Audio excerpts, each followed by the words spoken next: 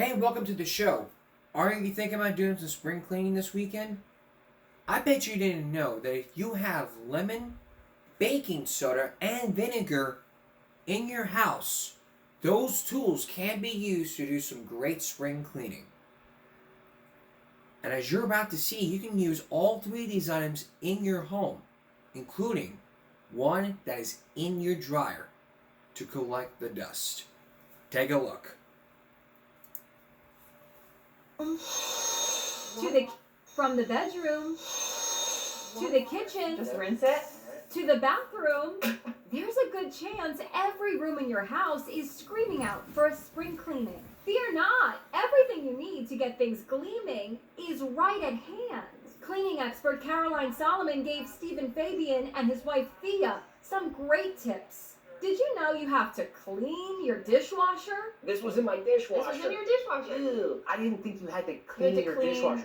You have to clean the thing that cleans the other things. Yes. About once a month, it's a really good idea to clean your dishwasher with vinegar. This is really going to get rid of any of that gunk that kind of accumulates on the walls. Place the vinegar on the top rack and run as normal. What about your mattress? It needs a spring cleaning too. I didn't know that. Baking soda is really good on a mattress because when you let it sit, it will pick up any of those lingering odors. You're going to want to let that sit for a couple of hours. We're going to grab a vacuum, and this is going to deodorize the mattress. And that's really all there is to it. Simple as that. And those baseboards are not going to dust themselves, or are they? You're going to grab a dryer sheet, just run it along the top of the baseboard, and it will just pick up that dust kind of like a magnet. And the best thing about using dryer sheets is that it will repel future dust because it has this magnetic charge. I like that. And there's no excuse for a dirty toilet with these newer toilet seats that snap on and off for a cleaning. This is something you can't get to all the time unless you're removing the seat itself. Cleaning the glass window in your oven can be quite the chore. Isn't there nothing worse than like turning the oven light on and you can't actually see what you're cooking? With just a few household items. There's this fizzy reaction here, and that is breaking down that oven grease. And that window is squeaky clean and clear again thanks to baking soda and lemon. I didn't know that either. You couldn't see through this before. No, you couldn't see through it. That's because you're not cleaning it. So if you have those items in your household, you better think about doing some spring cleaning this weekend at your own home. Get the kids involved. Get your friends and neighbors involved. Hell, get the community involved, and they too can help you out with those spring cleaning. Even you don't have to hire your housekeeper to do your spring cleaning for you while you're sitting back eating popcorn. You do the work yourself. If you cannot find these items, get your ass to the store, go get the items, and get your ass to work cleaning your house. We don't want dust and bugs in those houses. We want a nice clean house so that when the city inspector comes to inspect your house, he or she want to look for great cleanliness and great maintenance repair. Find those items and get to work. That's common sense. Alright, moving on. Here's a question for you. Can you ever imagine going to the classroom and seeing a teacher smoking the devil's lettuce? And here's another question for you. Are teachers allowed to smoke the devil's lettuce in school? That's a good question. Here's Lullaby Mike. Dad, look at the drawing that I made. Wow, son, you are very autistic. Don't you mean artistic? Are teachers allowed to smoke the devil's lettuce? Hey, class, sorry I'm late. I was listening to music in my car and I forgot I had a job. Hey, the teacher's zooted. That's not fair. Mike! Number one, it is actually not a crime for teachers to puff, pass, as long as the puffing and passing occurred in a legal state. Right on. You guys want to watch Breaking Bad? Mike, as chill as the teacher's being right now, this feels wrong. Whoa, when did I get uncool? Say, you wouldn't happen to have any more of that stuff on you, would you? Number two, even in legal states like California, teachers are not allowed to bring or partake in any substances near or around campus. Yo, I'm freaking out. Why is everyone looking at me? Yo, that kid's a cop. What? And number three, no matter the state, teachers should never be under the influence during school hours or while teaching. If you want to smack some windy, you gotta do it in your own private domicile. Okay, full disclosure, I'm under the influence. We got him. Move in, boys. You guys are seeing this too, right? You have the right to remain silent, scumbag. No way. Kyle was at my bar mitzvah. Wow. And you too can catch those. You catch it. This is some common sense for you. And if you don't remember, we talked about teachers under the influence, meaning coming into work high. This is very different. You're coming into work. There's a difference between coming to school under the influence and coming to school high. High meaning you're on drugs. Under the influence means you're drunk. So can teachers allowed to bring alcohol to school? Absolutely not. You can be arrested in the state of Oklahoma. Every other states, if you were to decide to smoke some weed, the cop finds out about this, you as a teacher can be arrested. And if they make you pee in a cup, you need to pee in a cup. And if you refuse, you're out of here. If the drug test comes back saying that you didn't smoke, you're good to go, then you go back to teaching. Or you may spend some after your jail time. But if it comes back to whether you smoke some dope, you're out of here, you're done.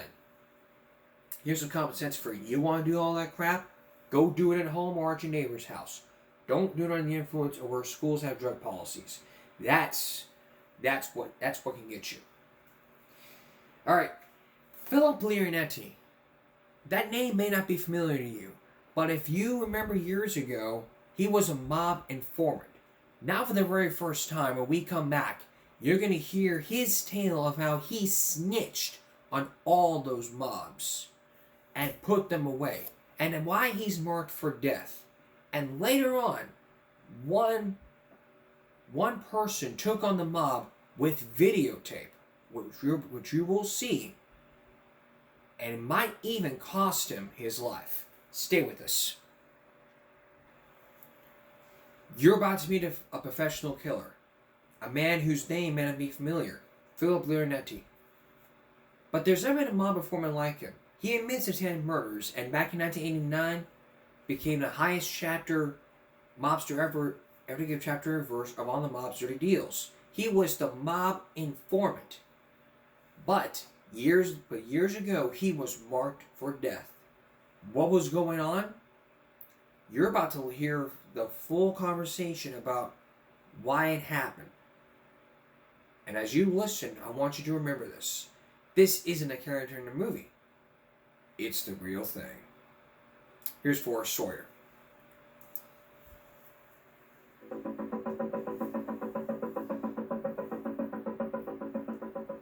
To the mob, you are the worst kind of rat. Probably, yeah. That's right.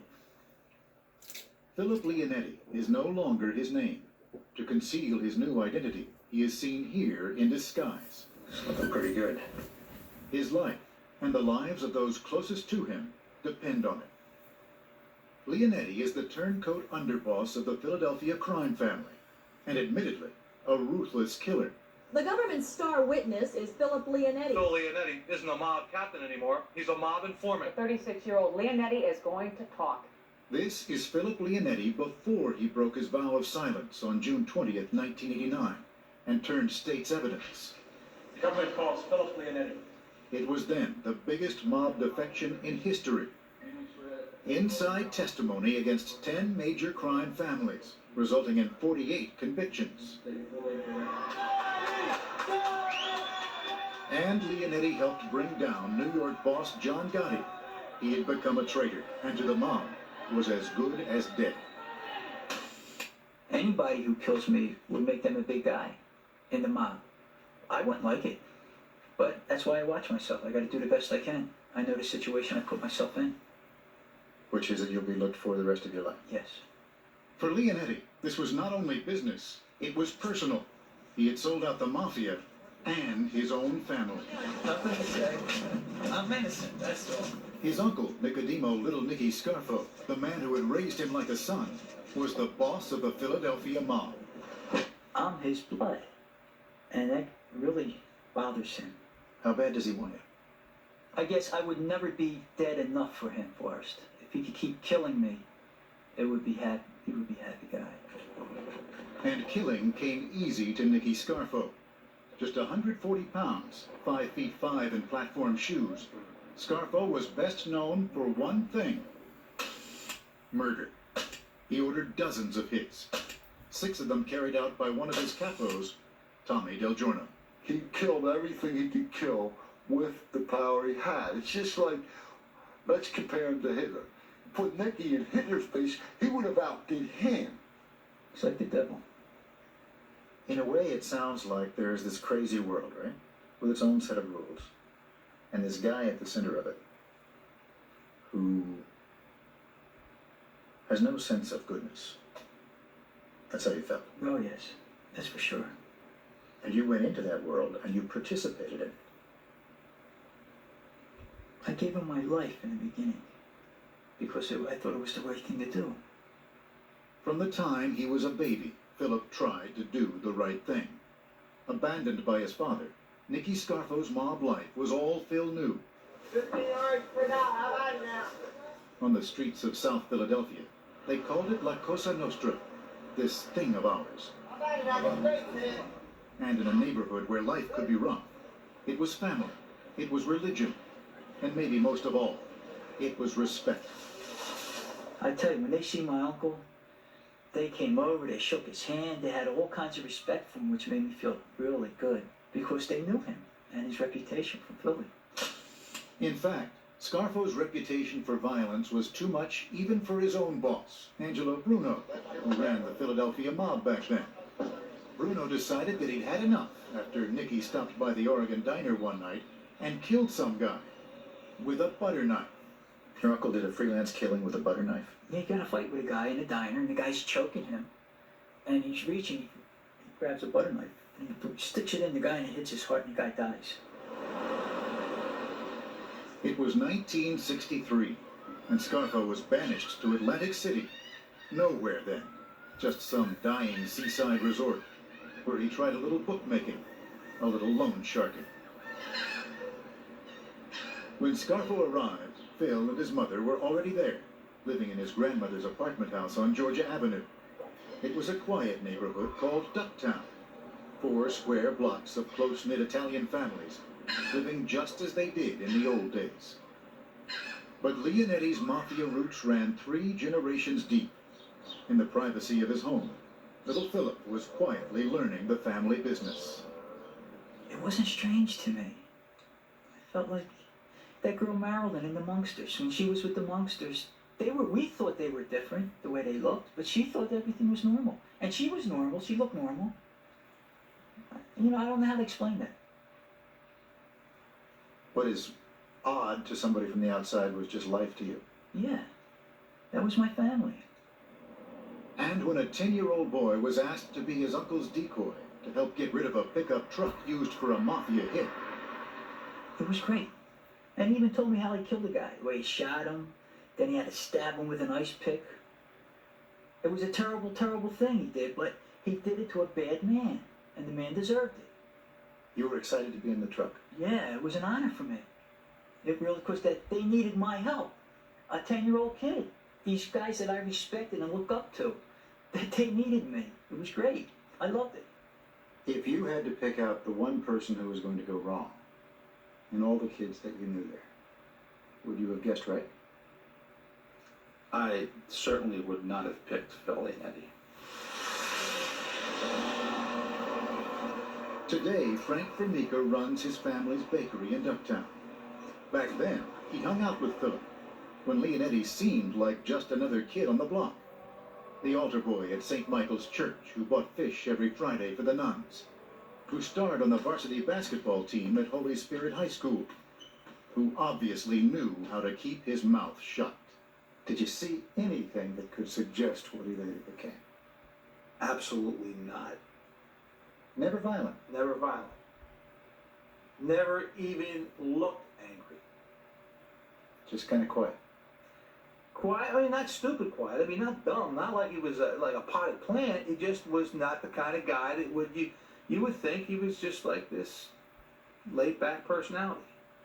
Never anything like what he became. In 1971, at age 18, Philip's double life came to an end. His uncle was serving time in New Jersey's Yardville prison, and needed someone to send messages back to his gang. That someone was Phil. By the time his uncle was released, Leonetti knew college was out. Full-time life in the mob was in. And the day he gets out, I pick him up. And I didn't leave his side since. From that time on, I was with him the whole time. As your uncle went up in power? I was there. I was with him the whole time. Everything that happened. Shootings, beatings, extortion. And then, in 1979, Scarfo figured his nephew was ready for the big time. To prove himself, he had to deal with a guy from the neighborhood named Vince Falcone, one of Phil's friends who had managed to insult Scarfo. The two of them invited Vince over for a couple of drinks. I picked the bottle up, the scotch bottle, start drinking it to try and break the little bit of tension that was there. And I said, Vince, come on, get some ice. It's in the refrigerator. Come on, let's make some drinks. He came in, he went to the refrigerator and opened the freezer, and that's when I shot him. How many times did you shoot? I shot him once in the back of the head, and after he fell down, my uncle listened to his heart, and he said to shoot him again in the heart. And I shot him again in the heart. Do you not feel any sort of... What do you feel? I feel nothing. I don't feel nothing. I feel cold. He was 100% Scarfo. He grew up to have the same heartless, cold, calculating feelings that his uncle had. He grew up. It's just what the uncle wanted. He couldn't have got a robot better. Those photographs are all in color, aren't they? They're very gory. The only problem was there was an eyewitness, and the case wound up in court. But Nicky knew how to fix that too. We find Nicodemus Scarfo not guilty, Philip Leonetti not guilty. Phil says that for a bargain $3,000 bribe to a policeman, they bought themselves a solid alibi. The verdict came in. Verdict came in. Everybody going, ah, like they couldn't believe it. They were in shock. The cops got mad. Oh my God. Everybody was upset except us. Well, there's a good reason. You got away with murder. Yeah. Yeah, we did. But they didn't have enough evidence anyway. Oh, yes, we did get away with murder.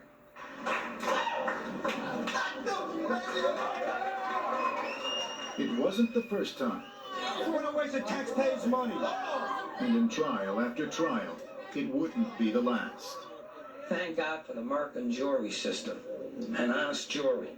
The murder of Vince Falcone earned Uncle Nicky's respect and bought Phil a place inside the Brotherhood. In 1980, at a secret ceremony here in South Philadelphia, Scarfo cut Phil's trigger finger and wiped the blood on a tissue that was set on fire. Leonetti was 27 years old. So he said, what I want you to do is cup your hands, and we're going to light the tissue paper, and I want you to juggle it in your hands, and keep saying, may I burn like this saint if I betray my friends. And keep saying it until it burns out. Vowing your loyalty for life. Yes. No question. No. And if you want to change your mind? Can't. But you know that. You only get out one way, and that's feet first.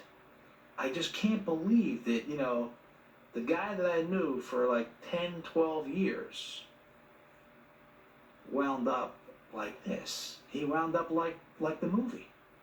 You went to see The Godfather. Yes. So when you go and see this movie and you're walking back and you're looking around at this place, Did the thought cross my mind that here I am living in this movie?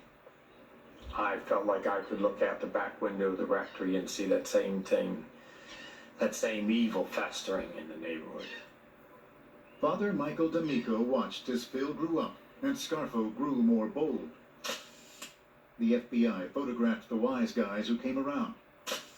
Guys with names like Faffy, Chicken Man, and a young man who had come to be called Crazy Phil Leonetti. Loan sharks and extortionists mostly, until the day they struck it rich, the day casino gambling put Atlantic City on the map. By the early 80s, the Scarfo gang had hit the jackpot. From the construction companies to the unions, Scarfo took a piece of it all. When the casinos came to Atlantic City, The governor made an announcement. Yes, we heard it. Keep your filthy hands out of Atlantic City. Keep the hell out of our state. We were there already. How could we stay out? There was no way a casino was going to come into Atlantic City without you. Without dealing with us. And what a sweet deal it was. With corrupt local politicians looking the other way, they didn't need to skim money from the tables. Instead, they had Local 54, the hotel and restaurant employees union, working over thousands every month. Millions more came in from the lucrative casino service contracts. The mob was everywhere, in the restaurants and the lounges, picking up laundry and hauling away trash. I was a big gangster that used to live here. With protection and still in disguise, Leonetti took us back to the boardwalk he says he once owned. I'll tell you the story about a casino that didn't want to re-sign a union contract with our union. So I sent word to him that if he didn't sign the contract, we were going to blow his brains out. And he received the message and he signed the next day. The guy running the casino? The president. You wouldn't be nervous about killing somebody that high up? No. No, not at all. It was all luck and nerve with Nicky and Phil. So they were ready in 1980 when Philadelphia boss Angelo Bruno was rubbed out by one of his own men. What about his alleged affiliation with underworld crime? We don't know anything about it. We just thought he was a wonderful person. Less than a year later, the FBI watched as Nicky became the big boss. And Phil? He was the guy who made it all happen. He became what every mafioso is, an extremely ruthless, self-centered, merciless killer. There was no change of heart. It was done. And I think that made him the real power behind Nicky, because he was so predictable. Yes, he's as mean as his uncle. He's as vicious as his uncle. The only difference in him and Scarfo was Scarfo came first. Nicky and Phil were feeling bigger than life, with a Florida retreat and their own 41-foot cabin cruiser called Usual Suspects, and the boys were welcome to come on down. As for the cops, what were they going to do about it? If you're going to be a gangster, a criminal, you would think you'd hide from the law. Nicky didn't. He was thumbing his nose at everybody. He said, I'm Nicky Scarfo. Pay attention. We should have just got like jackets and said mob on them so that everybody knew, and we wouldn't have had to do this stuff, you know. Put mob on the sleeve, mob on the back, put little hats, mob. Put tying on the back, mob in the front, or mob in the front, tying in the back, so they knew it was the Italian mob. Don't get it mixed up with any other mob, you know what I mean? And when it came to killing, Nicky Scarfo had his own special approach. Enjoy your work and make sure people know you're there. Like in the old days, you would like to kill people right in the street. Like James Cagney and Humphrey Bogart and all them guys. Right in the street, blast them, broad daylight, anytime. And that's how he'd like to do things. Right out there for everybody to see. That's right. Why? He was a mob boss, and that's what he wanted everybody to know he was. The police say it has all the signs of a classic mob hit. Everybody knew who he was, all right. And everybody knew the more power Nicky got, the more paranoid he became. He started seeing enemies everywhere, even inside his own gang. Narducci was hit 9 times. Chicky Narducci was gunned down just 50 yards from his home. Enrico Riccobini killed himself right after he saw Philip staring at him through a store window. And when Pat the Cat failed to show up for a hit, Nicky made sure Pat took the fall instead. And everybody I met who got killed, I mean, there wasn't one guy I met twice sometimes. Because they did something, they got killed. Oh, you remember this guy? Yeah, well, we had to kill him. You know, after it catches up to you after a while, Forrest. You keep pushing it off on your uncle. He was bad. He did this. I tried to do good. Phil. Right. Well, it was you. Yeah. There's no getting but around the things I did, I try not to make them evil. You don't get around it, Phil. I know, but I tried. You know, and I did the best I could. Even though I killed bad people, I don't think that was evil. You don't think killing people? Bad people? No, I feel like I'm a soldier in the army like the other army guys. When they kill the Bosnians or Russians or Vietnamese, I mean, they don't even know them guys. At least I know who I'm killing is a bad man. So you don't feel bad about it? No. No, I don't. That was them for us. I don't, you know. Do you feel bad about it now? No. Hey, Nicky! How about a few words? Nicky Scarfo's killing frenzy made him the most violent mob boss of his time. But one more murder was still to come, and it would turn even Scarfo's most loyal ally against him. An ally who would, in the end, betray everything he had ever believed. So who was this ally? Coming up, I mean, when we return, we're going to have more about Philip Leonetti. More of Philip Leonetti's interview, along with that ally. Who was the ally? Fourth story with the conclusion to our story. Stay with us. Returning to our story, you've heard about Philip Leonetti, about how he committed the murders as a mobster from his uncle. But there was one more murder that was still to come, and it would take one ally. It would take that person, an ally, for that killing to happen. So who was the ally, and what's going to happen with Philip Leonetti now that he's probably done with all the killing, probably out of the mob, after he ratted out? Once again, here's Forrest Sawyer. Were you afraid that if you did make a mistake, your uncle would turn on you? Oh, definitely. And by turn on you, I He mean... would kill me. Definitely. Phil had seen it happen before, when Uncle Nicky turned on 28-year-old Salvatore Testa, Scarfo's most loyal captain, Leonetti's best friend. Salvi thought my uncle was his dad, and I was his brother. And your uncle says, we gotta kill him. Yeah. And you say... Nothing.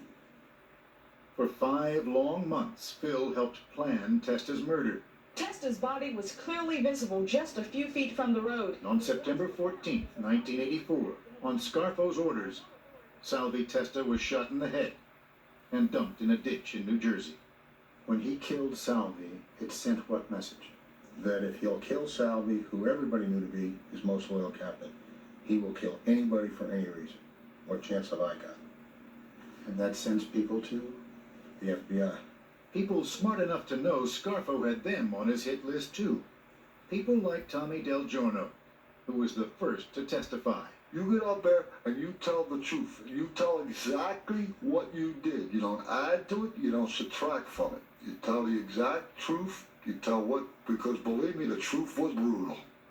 Count one, RICO conspiracy. What is your verdict? Guilty or not guilty? Guilty. On November 19, 1988, armed with new informants and tough new racketeering laws, the government got convictions against Scarfo, Leonetti, and 15 others on everything from extortion to murder.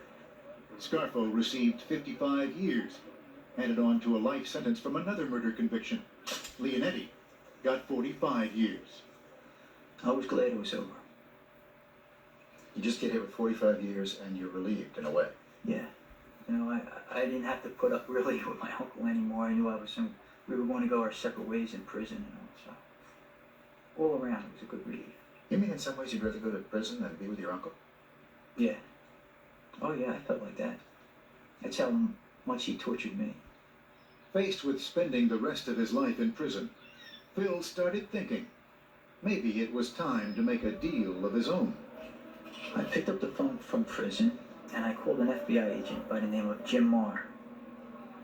I took a chance. I made sure nobody was standing around me, and I called. It took a lot of guts. Do you in some way admire him? Well, I admire courage wherever I see it.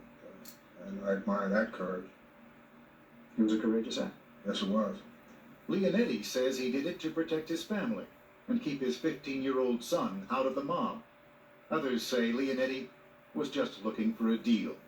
He didn't want to leave no mob. He wanted to leave the mob after he got to 40 years. He didn't want to leave the mob before that. And he went home. You see how much he wanted to leave the mob. He wanted to leave it, all right. Don't believe that. That's nonsense. He looks like he waited till you got nailed.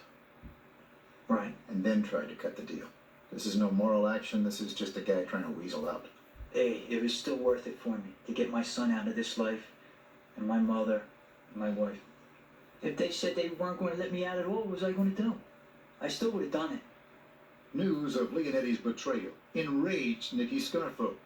In letters to his lawyer from prison, he wrote, "I live with my embarrassment and disgrace of my lying rat ex-nephew. I maintain myself only to see these people suffer someday. This keeps me going." This suggests that he probably wasn't happy. No, man. No, I know he's not happy. For the rest of his life, he'll feel that way. Oh, yeah. He would like me dead, my mother dead, my son dead. Not just me. For him, he wants us all dead. The FBI agreed to keep Leonetti safe in prison and hide his family from Scarfo's men. And then Phil started talking against 10 major crime families, resulting in 48 convictions so far. I look at the families in the courtroom, and I remember seeing my families in the courtroom when I was a defendant and people testifying against me. I know how they feel, and it's a bad feeling. You know? It bothers me. On September 14th, 1992, after serving only 5 years, 5 months, and 5 days of his 45-year sentence, Leonetti was given his freedom, complete with a new name and a new social security number. But what about the FBI's promise of a fake background that would let him blend in with the straight world? He's out of luck as long as I'm here, because I don't think we have that obligation, and we certainly don't have that responsibility. The new head of the Philadelphia FBI, Bob Ryder, turned him down flat. Let's say you don't have a background at all. What's the problem? If I can't get a job, I can't have references to tell people, I come from here, I lived here, I worked here. I need help here. So I guess my question to Phil is, if he wants more money or more consideration, what I would ask Phil is, how much is his freedom worth to him? So you're not going to do anything for him? Probably not.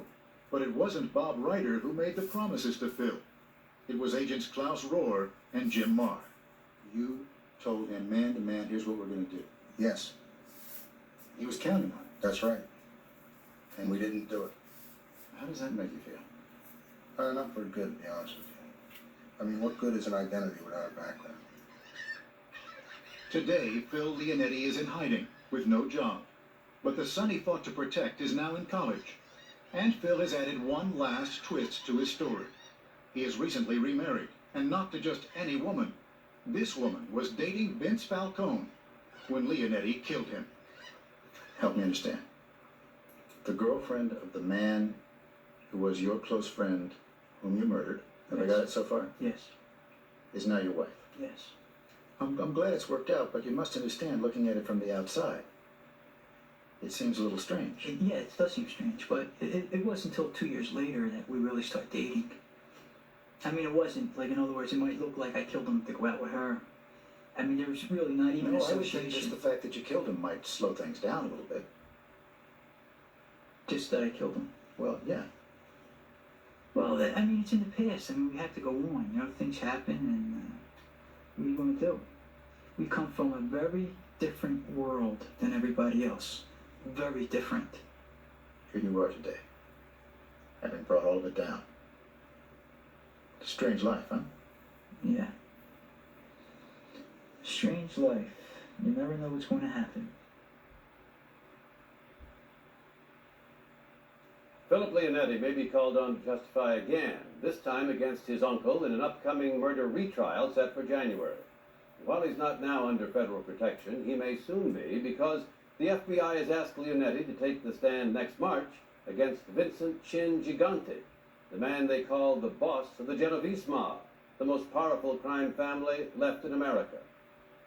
With his son now in college under a new identity, perhaps the family tradition has been broken. And it has been broken. But now we have more of the mob.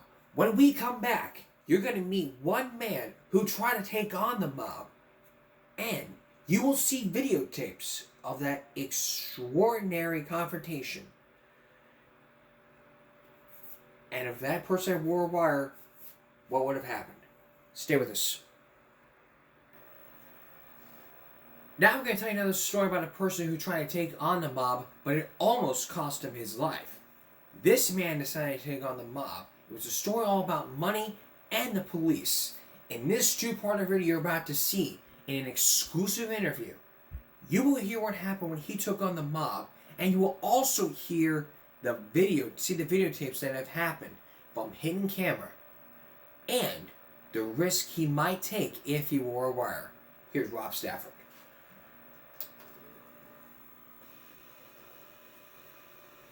The sound of gangland murder still rings in Bill Jehota's ears. I believe I heard his death rattle on that staircase. And I literally froze. I was just petrified by the horror of it. It was the first mob killing Jehota says he was involved in, but it wasn't the last. And that's not the only burden he carries. The word on the street is there's a contract on his life. His crime, turning against the mob. I knew that as an act of conscience, that it's about time I changed my life around and start cooperating with the government. This is a story about money and murder, of how one man's crisis of conscience led him on a journey that would bring down the Chicago mob. And like a story about the famous mobster Al Capone, it begins in Cicero, Illinois, a center of mob influence in days past, and Bill Jehota's hometown. Growing up here, Jehota was a clean-cut kid, not someone you'd expect to get involved in murder. After high school, he became a salesman at Sears, and later a newspaper reporter, fulfilling a lifelong dream. But Jehota saw friends making a lot more as bookies. And by the time he turned 30, the temptation of quick money was too much. When assigned a story on a group of card cheats known as scufflers, Jehota not only interviewed them, he joined them. I find myself making large money as part of the scuffling group because I'm now part of the team. And you got hooked. Oh, I like the money, sure. Jehota's dream of being a reporter fell by the wayside, replaced by the allure of easy money, high living, and life as a card shark and bookmaker for the mob. 4 years later, in 1979, he grabbed the chance to make millions, joining forces with this man, Rocky Infelice, a tough career criminal who just served 6 years in prison and was taking over as the boss of one of the Chicago crime syndicate's street crews. Rocky had a very vicious background. The crew he used to hang with in the 50s, they traveled the country with machine guns robbing banks.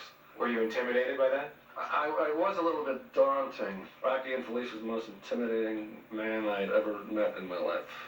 Jehota says he was only interested in the entertainment side of the business, cards, dice, and bookmaking.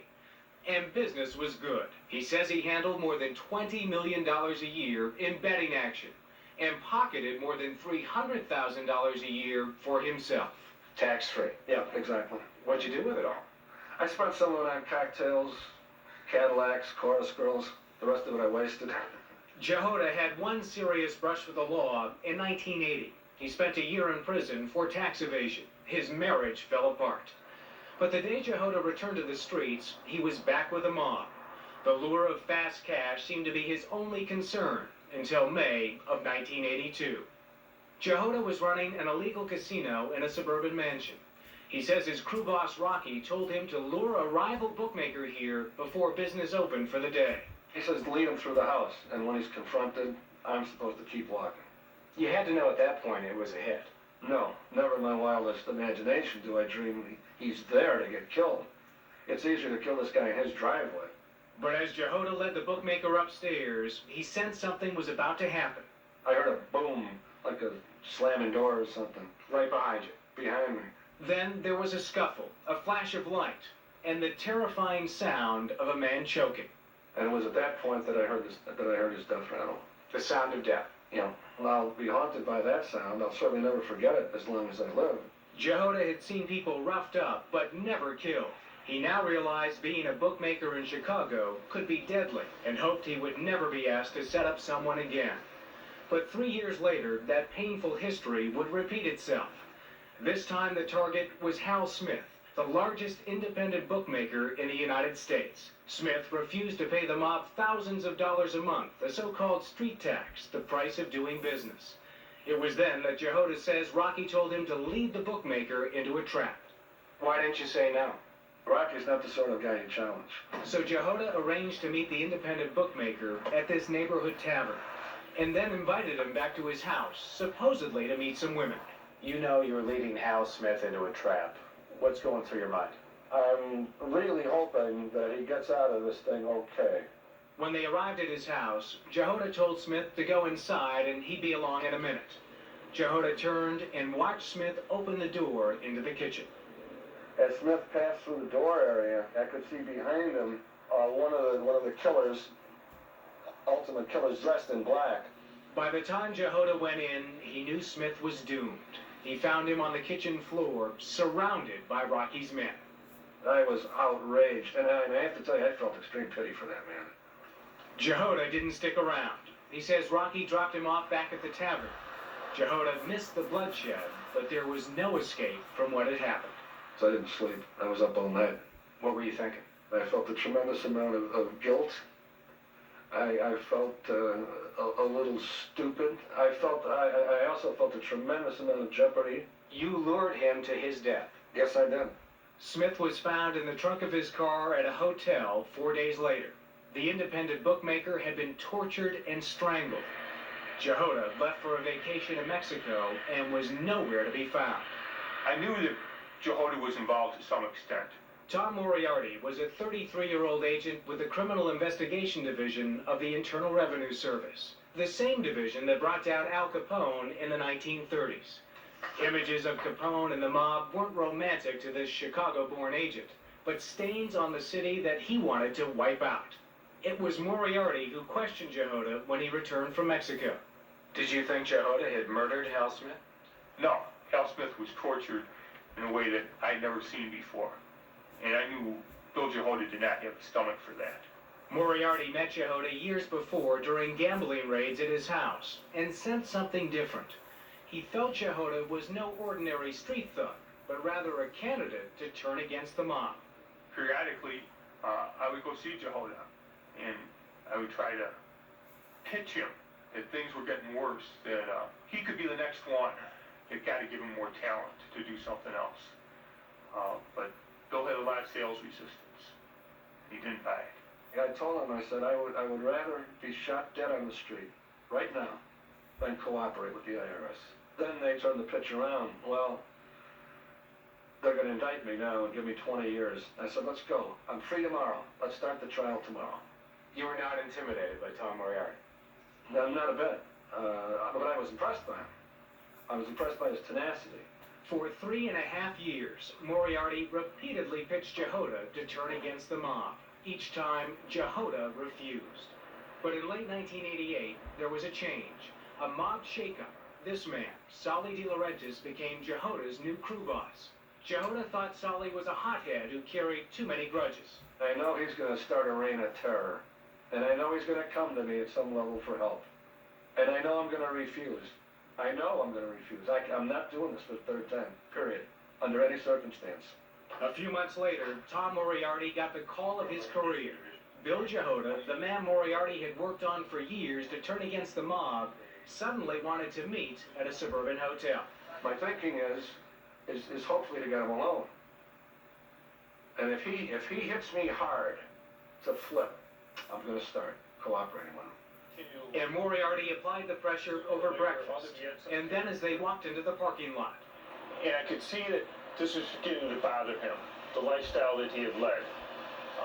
And I kept up the pressure, and I told him that, Bill, we can bring the mob down with you.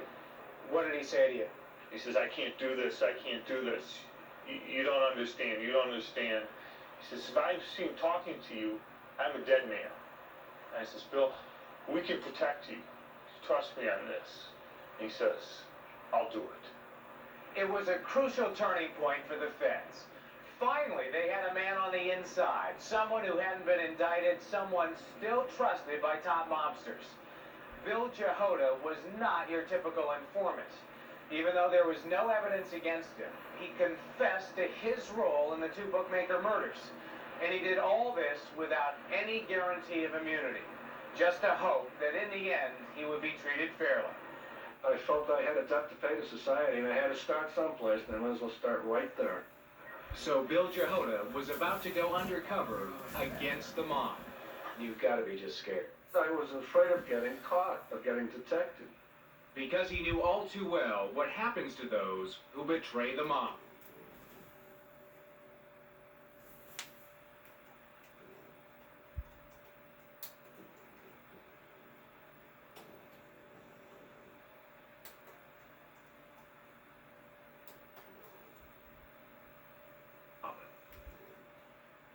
Alright. When we come back, you'll get to see those videotapes about Bill Jehoda taking on the mob. And the question is will he be arrested or will he confess? Will they take down the mob or will they kill him? Stay with us.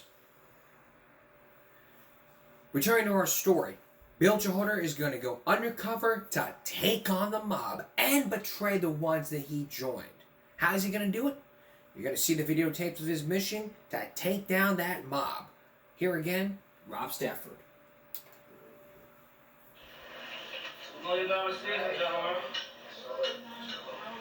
You were looking at mobsters toasting their expected profits in 1989. On the right, two men who run the Chicago crime syndicate's largest gambling operation. On the left, top mob bookmaker Bill Jehoda. Only Jehoda knows he is working undercover for the feds. Only Jehoda knows everything is being captured on tape. We had two hidden cameras, one of them ingeniously put into a television set, the second one coming out of a lamp. When they're on the street collecting. And these weren't just home videos. The feds put cameras in many places, at hotels, even the golf course. And Jehoda wore a wire whenever he met with top mobsters like his old partner Rocky and Felice, now the underboss, the heir apparent to the Chicago crime syndicate's top job. If Rocky had caught you wearing a wire, what would have happened? He'd have murdered me on the spot, even if he knew he was surrounded by federal agents. He was just winging it, and he was out there on his own without a net. U.S. Attorney Mitchell Mars poured over hundreds of hours of the undercover tapes gathered by Jehoda, hoping they would be instrumental in court. What did all these surveillance tapes tell you about the Chicago mob? The breadth of the criminal activities that this crew was involved in. It was all caught on tape. Mobsters talking about bribing public officials.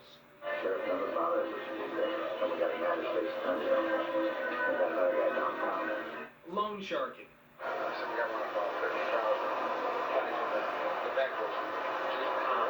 And extortion.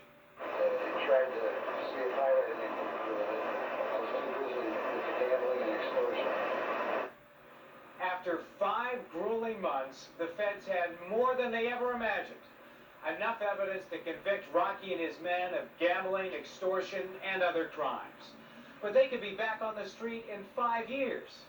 The feds wanted to put the underboss and his crew away for life. But to bring down the mob, Bill Jehoda would have to bring up a dangerous topic, the bookmaker killings. Lead agent Tom Moriarty told Jehoda he would have to trick his bosses into confessing to murder on tape. Jehoda had assured us once he brings up the murder part, that they might begin to think that he's a weak link and that he would be killed. It's against all of the policies to discuss murders. So they invented a story about a corrupt cop, an officer friendly, who was supposedly leaking Jehoda a list of clues agents had gathered during the murder investigation. And I would take this list and show it to Rocky and Felice, trying to get them to comment or respond or react. You can hear the tension in Jehoda's voice the first time he called Rocky to tell him about the officer-friendly information. I've got something for your eyes and your ears only. I don't know what to tell you, to tell you the truth. Who's this has done? A little bit of everybody, a lot of stuff that I don't even know about. That's officer-friendly. Jehoda tried to talk the underboss into coming to his wired apartment on the 41st floor of this luxury high-rise. Moriarty and his agents were in another unit right next door. But Rocky demanded Jehoda pay him respect and come to him. Get over here. Right now. If you don't get over here, you'll forget about everything. You hear what I said? You ain't got nothing going for you. What does he mean by that? Is it going to terminate my business? He's going to throw me off the 41st floor balcony? I've got to get over my own apprehension here about talking about this sort of a thing. Jehoda composed himself and met Rocky in a parking lot to give him the phony list of clues. The underboss dismissed the information, but pressed Jehoda on how he'd gotten it. Then, a few days later, a frightening call. Rocky phoned Jehoda to say he and another mob boss were on their way to Jehoda's apartment. I'm concerned because I'm off the script, and I don't know what in the hell this could possibly be. Do you think they're going there to kill Jehoda? This is a hit. Only 2 agents were next door in the security apartment. It was a Saturday afternoon, and Moriarty was at home in the suburbs, more than 20 minutes away. He jumped in the car and hit the gas and siren.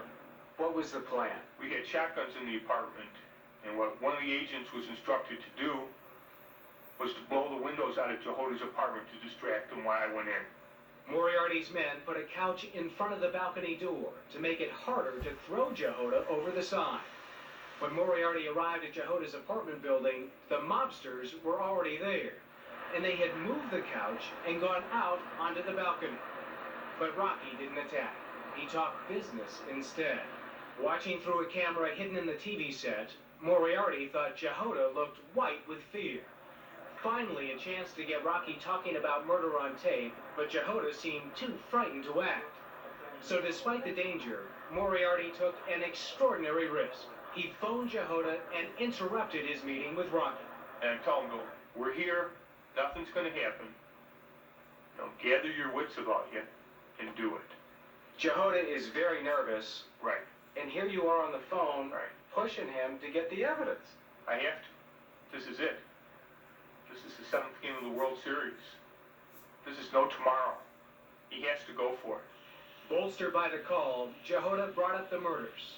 But Rocky wanted to talk in a back bedroom, one of the few places that wasn't wired. Desperate to get something on tape, Jehoda led him back to the living room to talk about the murder of the bookmaker Smith. I don't know, I wasn't there, you know what I mean? I had flying the wiggle on my back there. Rocky's got you up against the wall, he's pointing at your chest. What is he saying? He's explaining to me the route of the car. That it went from that joint to this joint to that joint. He's saying that law enforcement ain't got nothing. And he has just implicated himself in the murder of Hal Smith. That's correct. There was only one problem. The foyer wasn't wired either. There was no recording of what Rocky said. And Moriarty told Jehoda hand gestures weren't enough. He's upset. I'm upset. The tensions were flying. We were running out of time, I felt, and I was running out of gas. Jehoda had been living a double life for 7 months. A single slip and he could easily end up dead. But then Rocky went out of town, and Jehoda was willing to try again. He asked Rocky's lieutenant, Bob Bellavia, another mob boss involved in one of the bookmaker murders, to come up to his apartment to talk business. Jehoda turned the conversation to the killing of Hal Smith and the list of clues about the bookmaker murders. So what I did, I had a copy. I seen it. Oh, okay, I see it. So now I want to get him into the dance, and I do. There was nothing there. While assuring Jehoda that no incriminating evidence had been left behind, Bellavia made a crucial admission. He said he drove Smith's car the night of the murder. Believe me, forget about it. Put it out of your mind. But Jehoda didn't forget about it. And a little later at the dining room table, he got an even more important admission. That the independent bookmaker was killed in the kitchen of Jehoda's old house. Except, I just want to know one thing. Was that guy any place but that kitchen? You never left the kitchen? No. Okay. Because I never went, you know what I mean? I never went to the other room. No, it was right there. Bellavia not only confessed on tape, he also implicated Rocky and Felice and 2 others in the Hal Smith murder. But then Jehoda asked one question too many. His eyes clicked like 2 blue ice cubes. I could see it. I was this close to him. I had taken him a little bit too far, and he knew it. Jehoda was worried, but he'd already arranged another meeting with the same mobster for the next day. Moriarty ordered plenty of backup and told Jehoda to keep the appointment so the undercover operation could continue. But during the meeting, the mobster spotted the Fed surveillance cars and abruptly left.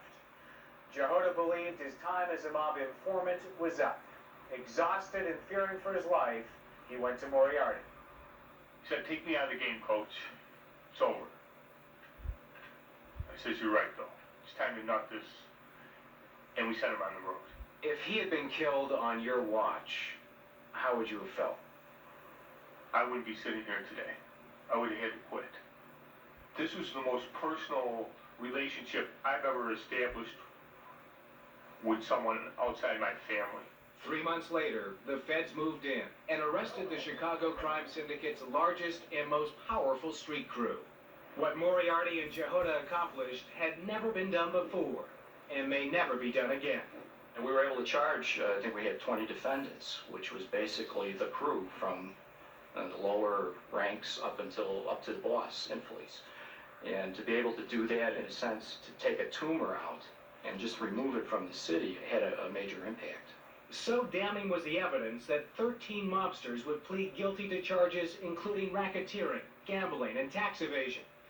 Infelice, Bellavia, and 3 others stood trial in 1992.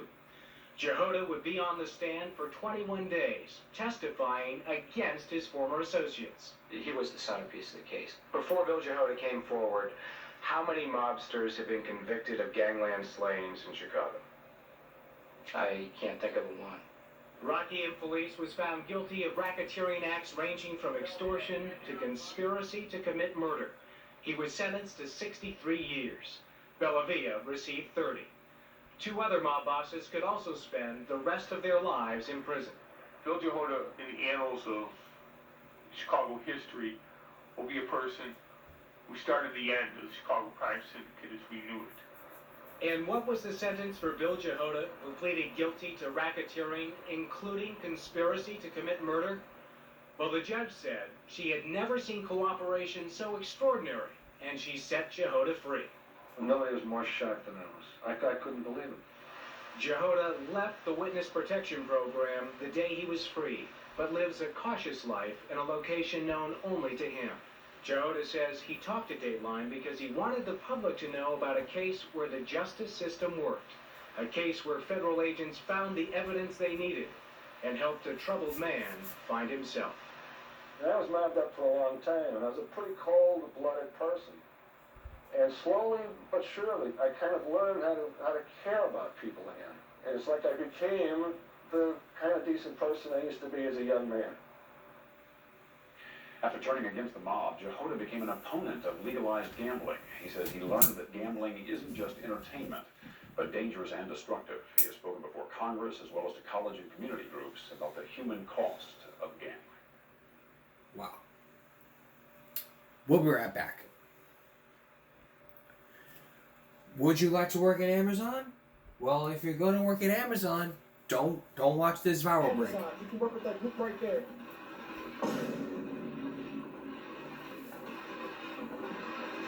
You know what? I'm going to quit right now because I ain't doing that. Welcome to Amazon. You can work with...